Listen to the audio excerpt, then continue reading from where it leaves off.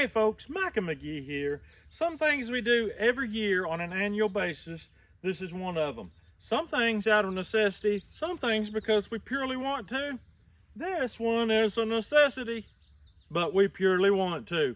It's time to get in this field and dig these potatoes. I realize that some of you just got on board here recently and don't realize this was kind of a series. We planted these potatoes in February. We made a whole series out of why would we plant potatoes in February while it's still very cold. I have an entire playlist just dedicated to potatoes, so you can go back and see those. But we planted this on a hillside, so we planted it in strips. So from right here, it looks like nothing but a hay field perhaps, maybe a weed patch. I'm gonna get out and mow it off because the way we did it in strips prevented any kind of erosion. We had some monsoon rains. We didn't have one single drop of dirt leave this property. We're very excited about that. But today the boys and I are gonna get out here and do this. So I'm gonna mow this off real quick. They're getting the potato plow and all that ready. Let's get with it.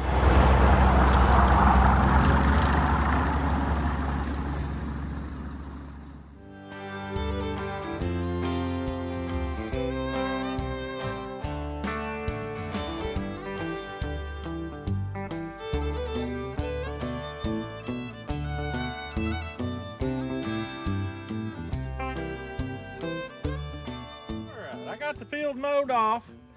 Usually it's hard to find the potato row amongst the weeds once the potatoes die down and the weeds grow up. In this case, it's going to be easy because where we healed up the potatoes is very evident now that I mowed.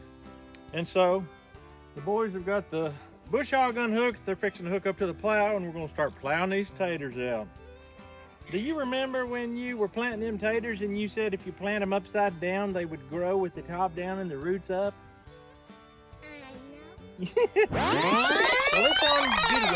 What are you doing, young man? Putting the skin on the right side? Yeah? Is that important? Well, I think so too. A potato growing upside down will make you have indigestion.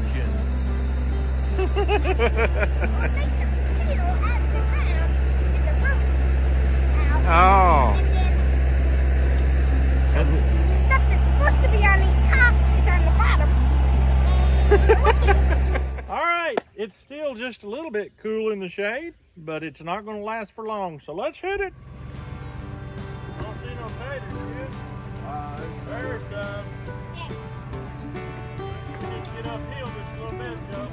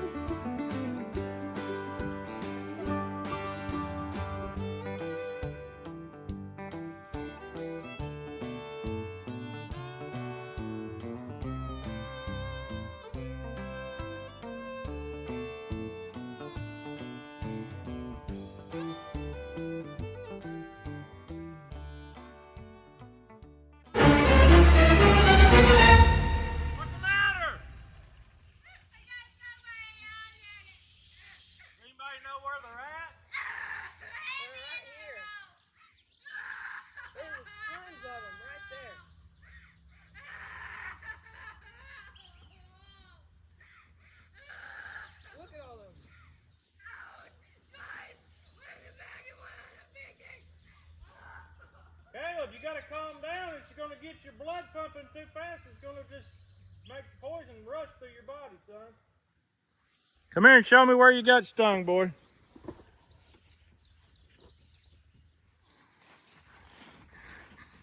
Let me see it. And in the back. Is that it right there? I pulled some stuff off of it. It looked like there was still like a stinger thing in it. Yeah, let me see your back. Way up high? Yeah. Yeah, it's very visible. Man, oh, lie. Them yellow jackets are bad business. Hold still. We'll get something and put on there right away for you, okay? Okay. All right, we made it back to the field. Looks like the boys are out there getting with it. For stings, what we like to use is lavender oil put directly on the sting, and then we'll take the baking soda water paste and we'll paste it right on the sting. And if it's a situation where he can't lay down and just leave it exposed, we'll go ahead and slap a band-aid on it to keep that in place so that his shirt don't knock it off, because that baking soda is going to be drawing on that poison. So we're going to get back out here and get to work and see if we can't get these taters done. You okay, buddy? Yeah. We got to keep our workforce up, going strong and healthy. Mwah.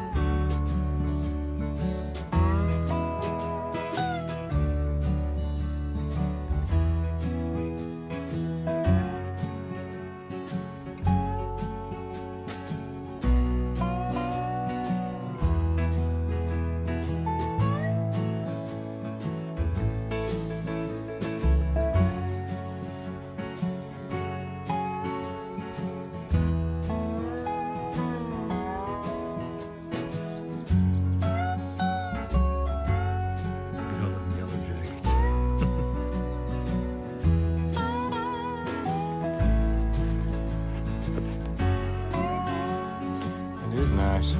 That's a big old nice tater.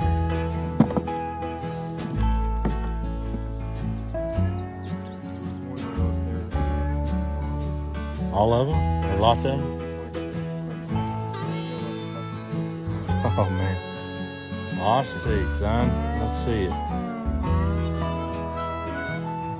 Still got, it looks good. I mean, let's see here.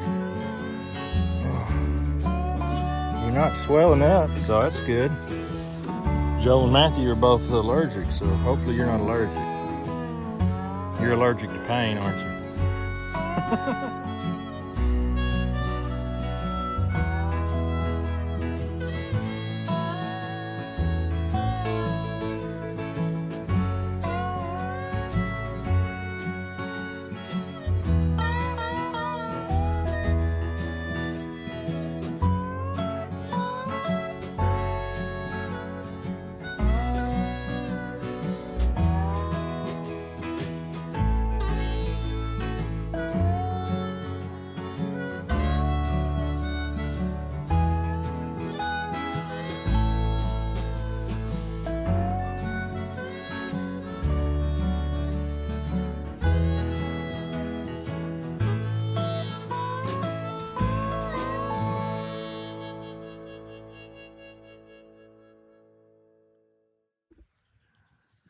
Still hurts, huh?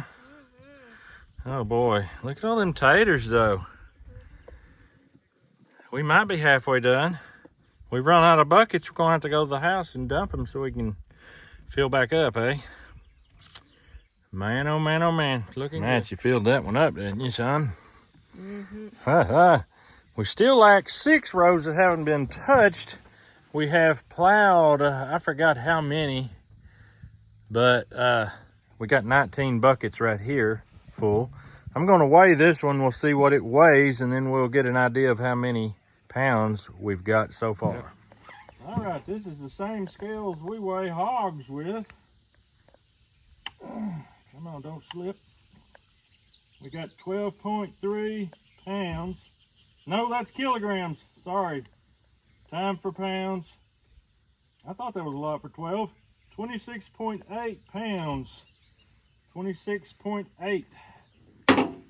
Obviously, this is not the fullest bucket on here. We're pushing 500 pounds already, and we're not even done yet. Let's go home and dump these, and we'll come back and finish.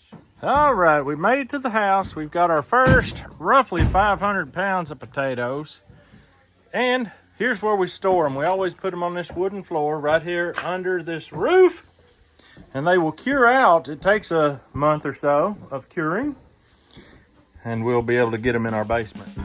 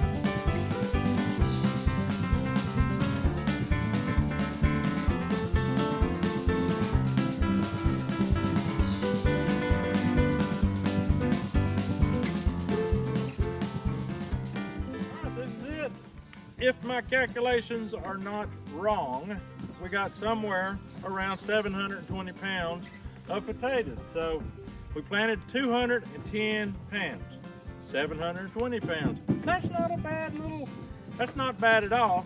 And when you consider the fact that we planted in February, some people thought they were all gonna die.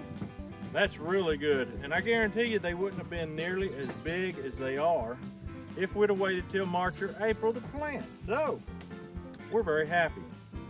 On this hillside, it doesn't matter how much rain we got, it never turned into pure mud. It was always really good growing conditions for them. So we're excited. They did frost, they did turn black, they came back, they come back stronger than ever. We had a few potato beetles. They never really picked up any momentum. I smashed them just about as fast as they sprouted out here. This field will not be a potato field for at least 4 years, and that will take care of any kind of pathogen, any kind of bug, hopefully. So we're gonna get on out of here. The boys have done an excellent job once again. I'm sorry Caleb got stung. We didn't know the yellow jackets took up residence here. I know that I'm not always gonna have a horde of boys that eat like horses. But for now, we've got to do a lot of potatoes to feed them bookers. Occasionally a nice one. On average, the Yukon Gold made smaller potatoes, less yield. But last year we had all kinds of rot on them. This one does have a black spot, look at that. We always use our Yukon Gold potatoes up first because they're more perishable. They do not hold in the cellar near as long. But they're quite good to eat. We just don't want to plant a whole bunch of them because you're kind of throwing your money away. But they're okay. We planted 50 pounds. It looks like to me we got roughly 100 pounds. So 2 to 1, that ain't real bad. We didn't do that good last year on it. But The red potatoes did much better than 2 to 1. And the Kennebecks did much better than 2 to 1 because we had some big ones. But anyway, that's all we got for you today. We hope you have a great day. We'll see you on the next video.